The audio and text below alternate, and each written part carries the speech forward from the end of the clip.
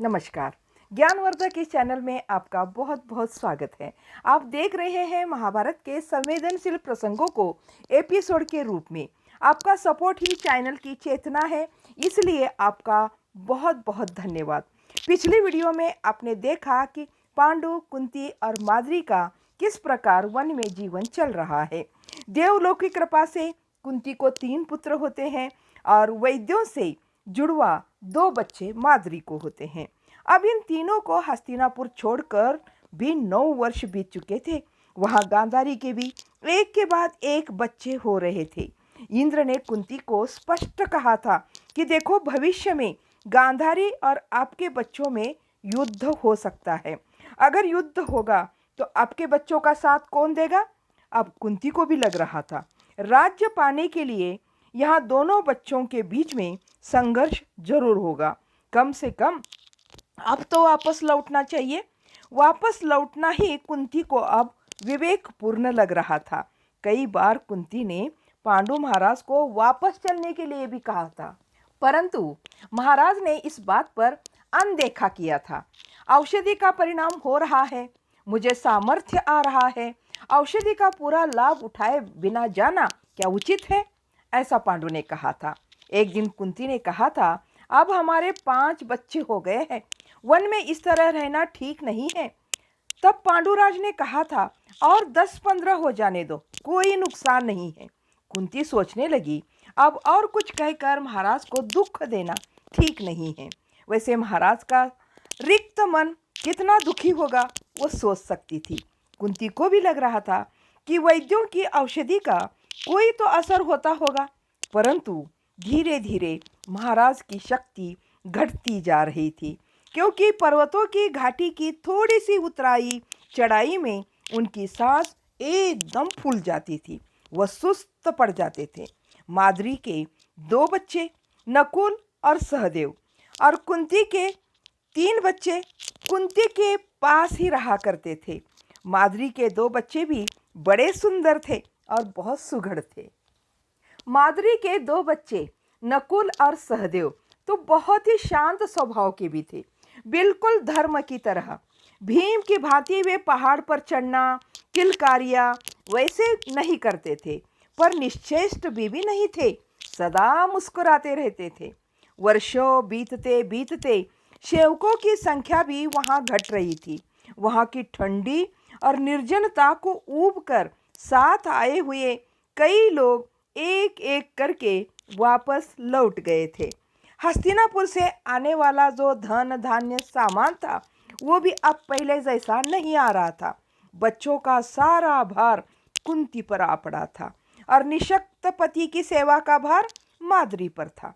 यदि कुंती सेवा करती तो महाराज को कुछ हिचकिचाहट होती थी। महाराज के मुख पर अब निशक्ति स्पष्ट दिखाई देने लगी थी। 33-34 में ही शरीर स्थूल दिखाई दे रहा था। शरीर में पानी की मात्रा बढ़ने लगी थी और वह 47-48 के दिखने लगे थे।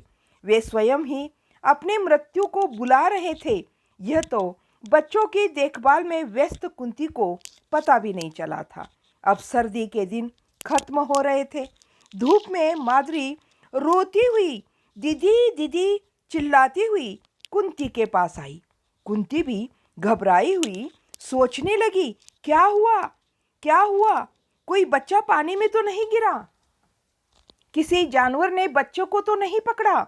यही सोचकर कुंती कुटी के चारों ओर दृष्टि दौड़ाए भागने लगी। नकुल और सहदेव वही खेल रहे थे। अर्जुन पेड़ पर लगे फूलों को अपने तीर का निशाना बना रहे थे। धर्म और भीम कुंती को पूछकर ही पास के गांव में गए थे। कुंती ने घबरा कर पूछा, क्या हुआ, क्या हुआ? महाराज कहकर बिलक बिलक कर रोते हुए माद्री कुंती के गले पड़कर रोने लगी। कुंती ने पूछा, क्या हुआ, कहाँ है महाराज? कुंती का हाथ पकड़कर माद्री उस ओर भाग रही थी जहाँ बर्फ से ढके पहाड़ थे। गड्ढों का पानी जमकर दही जैसा दिख रहा था। चढ़ाई चढ़कर घूम फिर कर माद्री वहां ले गई जहाँ चट्टानों के बीच हाथ पांव पसारे पांडुराज मृत पड़े हुए थे। गहरी पीड़ा के कारण मुंह विकृत दिख रहा था। कुंती ने पूछा, यह क्या हुआ? माद्री बोली, सांस चढ़ गई थी। कुंती ने फिर कहा, इतनी दूर चलाकर उनको क्यों ले गई थी? इतना ही कहने पर माद्री बिलख पड़ी। वह इतनी जोर से रो पड़ी कि सारे पर्वतों से उसकी ही आवाज गूंज रही थी। कुंती का रोना तो गले में ही फंसकर रह गया था। कुंती ने महाराज की छाती, हाथ, पैर आदि टटोल कर देखा। भीतर के वस्त्र तो थे ही नहीं। ऐसा लगा मानो नहाने को तैयार हुआ हो। तब कुंती का ध्यान माद्री की ओर गया। कुंती तत्क्षण समझ गई। कुंती का क्रोध और बढ़ गया और बोली, पति को मार डाला पापीन तुमने, इसके लिए तू महाराज को इतना दूर ले आई? ऐसा कहते हुए कुंती ने माद्री को उसके गाल पर एक जोर से थप्पड़ मारा। कुंती बेहोश होकर गिर गई। कुंती घबराकर माद्री के हाथ पांव मलकर कंबल में उसे लपेटने में लग गई।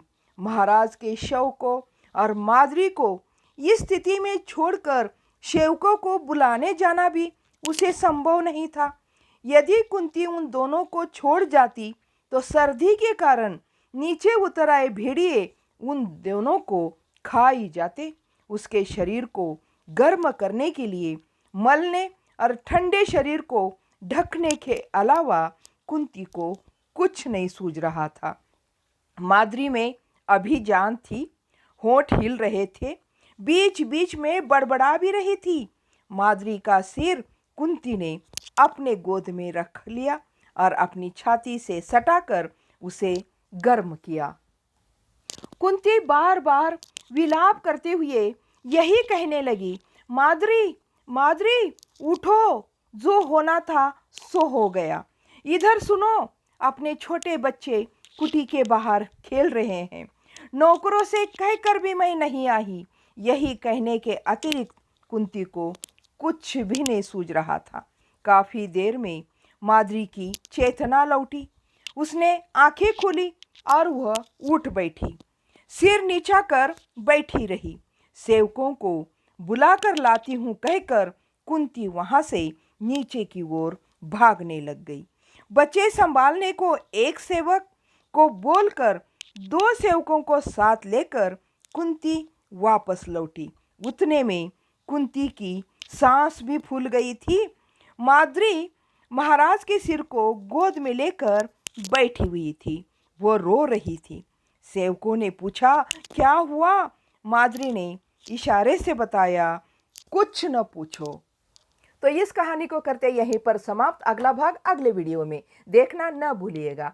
तो वीडियो अच्छा लगा तो लाइक शेयर कमेंट जरूर कीजिएगा। मिलते हैं अगले वीडियो में, तब तक के लिए धन्यवाद। जय हिंद।